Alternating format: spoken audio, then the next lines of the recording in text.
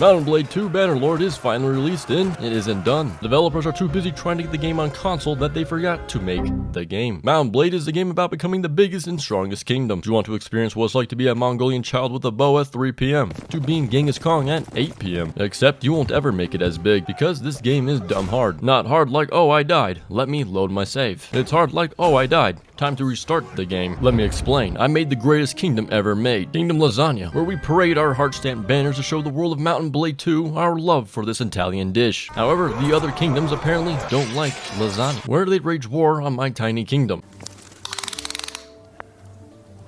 That's quite big. All the kingdoms act the same with the personality of a white sonority girl. You honestly can't tell them apart. Doesn't matter where they come from, they all are the same. And they decide to attack me in shifts. Their 9 to 5 is kicking my lasagna ass. Seeing the odds stacked against me, I make my final stand.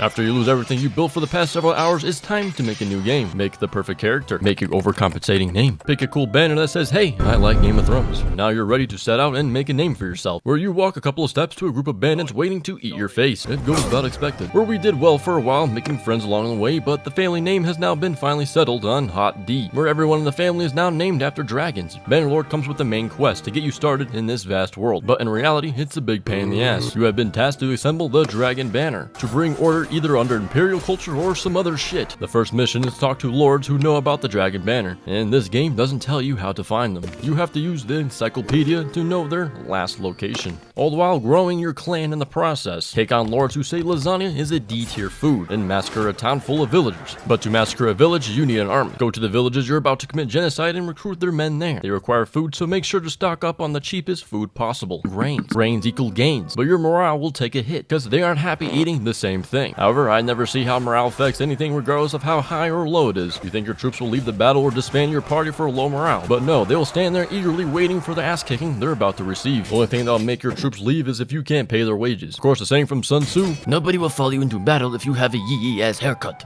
Broke bitch. Building a good strong army takes time. You can't just get the biggest and baddest army right away. The troops you recruited from villages need to get some experience, either over time or going back to the villages and paying them a visit. Level them up to either be archers or frontline meat shield men. For every one archer, I try to have 3 meat men to compensate. After you get a sizable squad, you can play around with the formations, because before you're probably pressing F1, F3. I'll let my archers hit the enemy front line, making their shields look like a cast from the movie 300, and they will do the same to me, until everyone is out of ammo, where we awkwardly stare at each other. Where I wonder if this is worth it. Not that we're going to lose, but like, war is bad, and killing this army who's just minding their own business, trying to survive in this cruel world. A good way to know if you're winning or losing the battle is not by observing the battlefield, but by seeing a sea of one color. Green means we be killing, and red means we be getting killed. A quick way to avoid that is reload the save and fuck right off from the fight. You'll be spending a lot of time getting gold and making a name for yourself in Bannerlord, like doing contract work protecting caravans, then doing some more caravan work. After that, take on some more caravan work. It's an easy way to get some gear, horses, and gold. As you travel to each town, you can participate in the local sports club, the Gladiator Arena. Here you will test your skills to win some golden prizes. I'm going to be honest with you. Participating in the arena is dumb easy. I have yet to lose. You block and then you attack. Nobody ever dies. You just lose some blood and pretend to be dead. I mean, look at this horse. It's not a unicorn. It's still alive.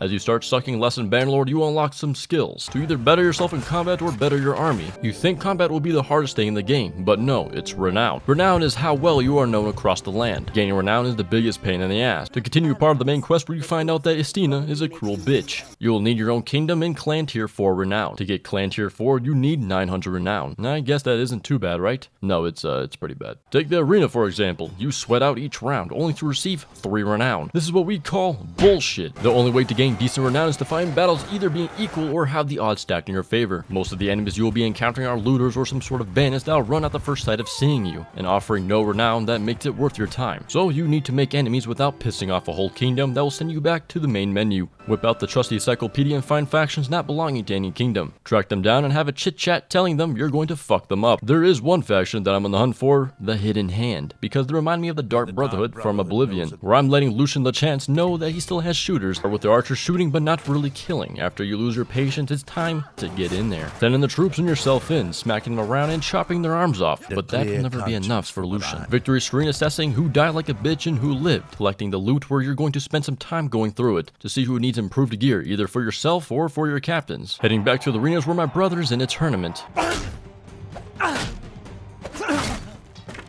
Wow, he sucks. Time to change his name to something more fitting but keeping his dragon name roots.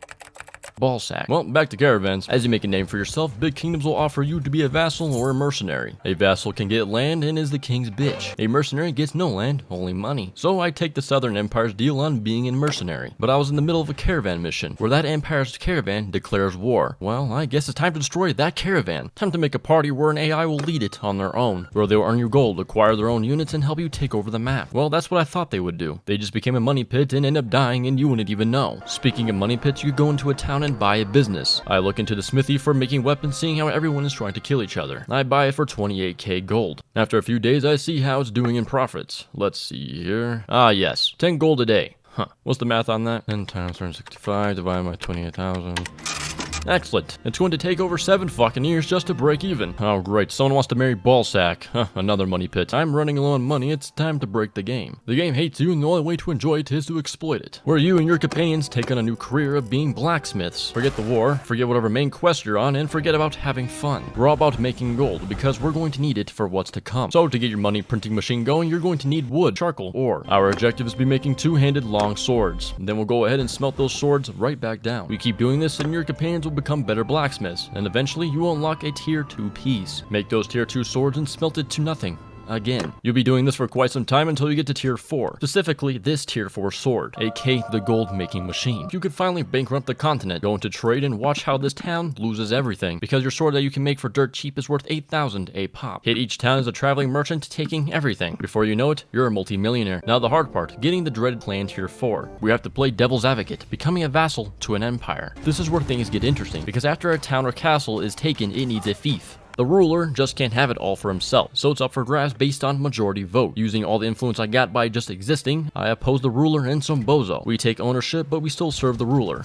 For now. Next, I go into battle having an info displaying my stats that doesn't go away. Speaking of bugs, taking a castle where the enemy hides in a tent. We can't get in and they can't get out. I guess it's better than not being able to play the game because this game crashes and crashes. But here we are trying to take a castle for the past hour. And I still can't decide if this is better than defending my own town for the 50th time. Because every time I leave, an army comes and tries to take it. After some struggling to get to clan tier 4, our plan is finally underway. I leave the kingdom as a vassal, but not without taking what is mine. This makes the empire upset where they want my head. So I pay them 80 grand to like me again. This is where all the gold comes in. Since I'm independent now, kingdoms will wage war on me just for the fun of it, unless I pay them off. Now I can focus on this shitty main quest. Turns out I don't rule an imperial culture kingdom, but that's a lie. I do own a kingdom belonging to an imperial culture. The game doesn't tell you this, but you need a governor to look after the damn place. Well, let's make this chick who's anti-imperial to govern imperial law, who happens to be my brother's wife. Played my brother in a game of shitty checkers for his wife. I lost. Well, I know how to settle this. Wait a minute. How does he have kids? He has been in my party for the majority of the time. Something's not adding up here. Finally finishing up the quest, but wait, you just made the game harder for yourself. Because now a new quest where you're going to die. All this time Estina was having me bring back the Imperial Empire, right? But this dumb bitch sends me this message. I'm going to read it, and I want to see if you and I understand this correctly. Greetings, Lando.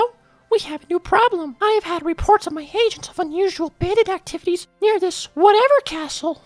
They appear to be raiding and killing travelers who aren't under the protection of the Empire and leaving others alone. This seems to be very much like the work of Estina. So she sends me a message that she's going after me, but wants me to stop her before that happens. This stupid bipolar sadistic bitch. I can't believe this game. Before I know it, my own self is trying to kill myself. Attention, Lando. I send you a message that Lando is trying to kill you. You must stop him. Sincerely, Lando. Anyway, I don't have time for that. I'm trying to take a castle. Taking land after land, I need some help keeping them. Time to get some vassals to help me out around here. To get some, you need a dump truck amount of money. You have to play with them to get them a little excited. And you have to pay them way too much gold for them to join. Now you got a vassal that will get ran through in every battle. Because shortly after, everyone is raging war on me. Well, I got money to make peace, but I can't use it. Because I don't have enough influence to make peace. Like, I don't understand, I'm the king, I have influence. I have the money, let me pay you to stop killing me. In the very end, I'm left with a few men to stand and die together. So that's the tale of Mount Blade 2 Bannerlord. I have one more trick up my sleeve. I'll live the rest of my life being a bandit, scamming my first village and killing them. To get noticed by a gang leader who takes me in under their wing. I have to earn my keep by beating the shit out of some drunk. Working my way up the ladder, we pull a heist.